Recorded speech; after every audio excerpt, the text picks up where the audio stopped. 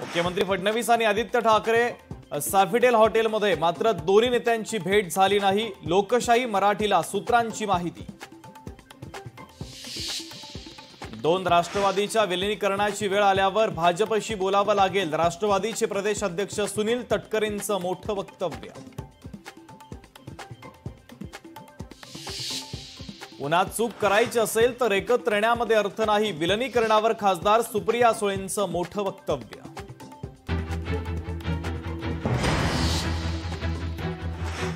शिंदेंचं सरकार हनी ट्रॅपमुळे सत्तेत वडेट्टीवार यांचा गंभीर आरोप। हनी ट्रॅप प्रकरणामध्ये सरकार आणि विरोधकांकडे मोठी माहिती असल्याचाही केला दावा।